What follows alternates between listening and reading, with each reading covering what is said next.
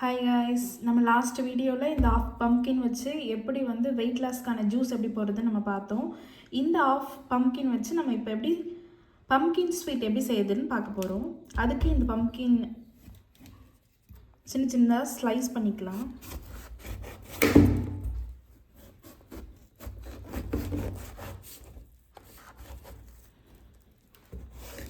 இதே போல் சின்ன சின்ன பீசஸாக நம்ம இதையும் ஸ்லைஸ் பண்ணிக்கலாம். இப்படி க்யூபாக இந்த ஒயிட் பம்கினை கட் பண்ணி வச்சுருக்கேன்.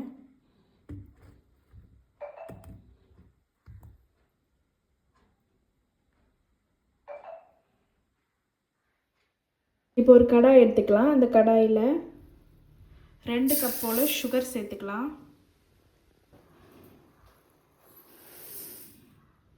சுகர் எடுத்தோம் இல்லையா, அதே கப்பில் 2 கப் வாட்டர் எடுத்துக்கலாம்.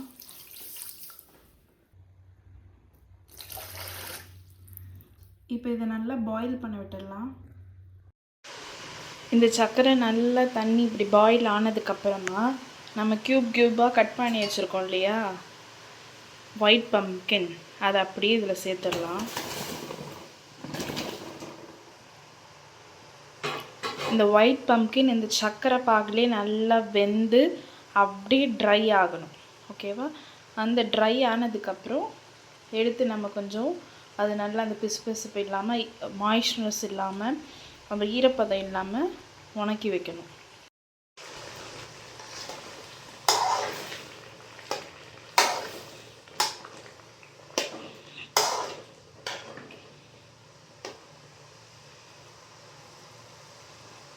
பாயில் ஆகிறதுக்கு முன்னாடி இப்படி இருக்குது.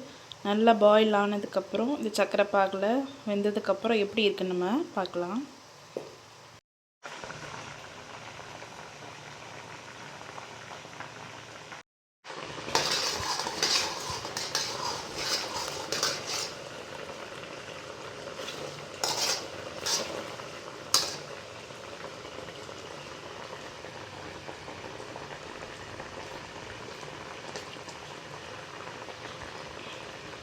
சர்க்கரை பாகு பார்த்திங்கன்னா கட்டி ஆகிட்டே வருது.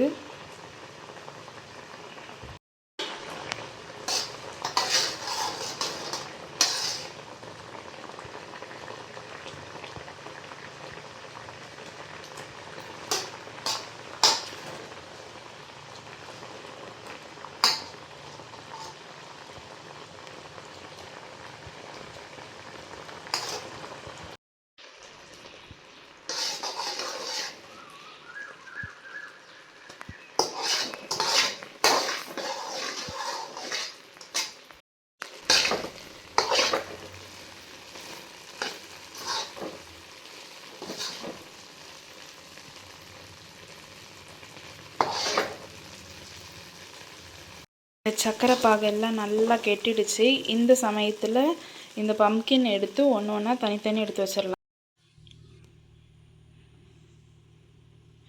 நல்லா அந்த சர்க்கரை பாகு கட்டியாகி வந்துடுச்சு. இந்த ஒயிட் பம்கினோட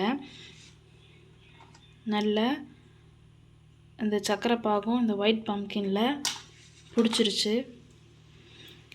இதை அப்படியே நல்லா ஆற விட்டு எடுத்துக்கலாம். இது ஆற விட்டு எடுத்தால் சூப்பரான ஸ்வீட் பம்கின் ஸ்வீட்ஸ் ரெடி ஆகிடுச்சு. இதை நீங்கள் ஒரு பாக்ஸில் போட்டு ஸ்டோர் பண்ணி வச்சிங்கன்னா ரொம்ப நாளைக்கு கெடாமல் இருக்கும். இந்த ரெசிபி உங்களுக்கு பிடிச்சிருந்தா நீங்களும் உங்கள் வீட்டில் செஞ்சு பாருங்கள். லைக் பண்ணுங்கள், ஷேர் பண்ணுங்கள். நெக்ஸ்ட்டு வீடியோ என்ன வேணும்ன்ட்டு கமெண்ட் பண்ணுங்கள். மறக்காமல் நம்மளுடைய சேனலை சப்ஸ்கிரைப் பண்ணிவிடுங்க.